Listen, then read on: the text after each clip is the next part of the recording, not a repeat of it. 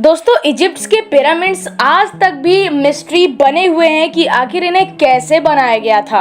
लेकिन हाँ, एक चीज का आंसर हम जरूर जान पाए हैं आज 5000 साल बाद कि आखिर इन्हें क्यों बनाया गया था। लेकिन उसे जानने से पहले मैं आपको ये बता दूं कि इजिप्शियंस ने इन्हें उस दौर में बनाया था जब वो सबसे ताकतवर और एडवांस सिविलाइजेशन हुआ करती थी। वो भी इतने भारी स्ट्रक्चर को उन्होंने तब बनाया था जब टेक्नोलॉजी के नाम पर केवल कॉपर मौजूद था। अब पिरामिड्स का यूज एक रीजन की वजह से होता था जिसके बारे में हम पहले से ही जानते हैं। वो है कि ये जो पिरामिड्स हैं ये डॉम्स थे जिन्हें उनके राजा और रानी जब मर जाते थे तो उन्हें उनके ट्रेजर्स के साथ दफना दिया जाता था ताकि उनकी आत्माओं को शांति मिले। लेकिन एक और सच है इस पिरामिड के बारे में जिसके बारे में हमें आज तक किसी भी आर्कियोलॉजिस्ट और फिजिसिस्ट ने नहीं बताया। लेकिन इलॉन मस्क ने इस रीजन का खुलासा कर दिया है। लेकिन आखिर वो कौन सा रीजन है, आइए आज की इस वीडियो में जानते हैं। लेकिन आखिर अपने राजा और रानियों को दफनाने के लिए वो लोग केवल पिरामिड का इस्तेमाल क्यों करते थे? और भी कई ऐसी जगहें हो सकती थी जहां पर वो ये काम कर सकते थे और किसी को भी पता न चलता। अब देखिए, आर्कियोलॉजिस्ट्स की कई सारी स्टडीज ये बताती हैं कि इन पिरामिड्स को बनाने के लिए रस्सी से सारे ब्लॉक्स को खींचकर लाया जाता था और फ्रिक्शन कम करने के लिए जो रेत थी उसको गीला रखा जाता था। और दूसरी टेक्निक बताई जाती है कि ये सब काम पानी की मदद से होता था। पहले तो हर ब्लॉक को परफेक्टली काटा और तराशा जाता था, उसके बाद वुड की मदद से उन सारे ब्लॉक्स को नीचे से ऊपर तक ट्रांसफर किया जाता था। उसके बाद इतनी परफेक्टली ज्वाइन किया जाता था।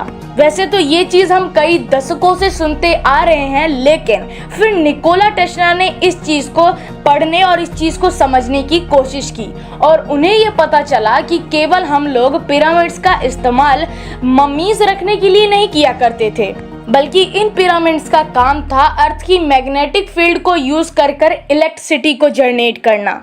हाँ, शायद ये चीज सुनकर आपको झटका लगा हो, लेकिन ये बिल्कुल सच है।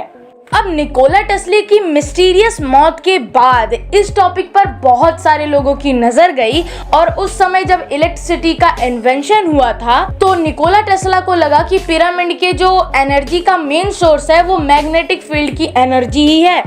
उनके अनुसार जो पिरामिड्स के अंदर नेटवर्क्स बने हैं उनके चेंबर्स यूटिलाइज और मैनिपुलेट करने के लिए इजिप्शियंस इलेक्ट्रोमैग्नेटिक एनर्जी को यूज करते थे। और उनका ये भी मानना था कि जो पत्थर यूज हुए ना पिरामिड्स को बनाने में, उनके पास ये एबिलिटीज हैं कि वो उन एनर्जी को स्टोर कर रख सके, फिर बाद में ये एनर्जी पूरे इजिप्ट में सप्लाई की जाती थी। और जिस टेक्नोलॉजी की मदद से इजिप्शियन ये पूरी जो एनर्जी है इसे नेचुरली सप्लाई करते थे, उसका पेटेंट एप्लीकेशन उसी दशक में टेस्ला ने यूएस में डाल दिया था। निकोला टेस्ला का मानना था कि ये जो हमारी पृथ्वी है ना, ये खुद में ही एक मैसिव इलेक्ट्रोमैग्नेटिक एनर्जी को जनरेट करती है और पृथ्वी के इलेक्ट्रोमैग्नेटिक पोल्स पर इनफाइनाइट एनर्जी स्टोर है और इन ट्रांसमीटर की मदद से हम पृथ्वी के आइनोस्फीयर से इन एनर्जी को एक्सट्रैक्ट कर सकते थे। और इसी प्रोजेक्ट को आगे बढ़ाते हुए उन्होंने एक टावर भी इन्वेंट किया था जिसकी मदद से वो मैग्नेटिक फील्ड से एनर्जी को एब्जॉर्ब कर यूज कर सकते थे।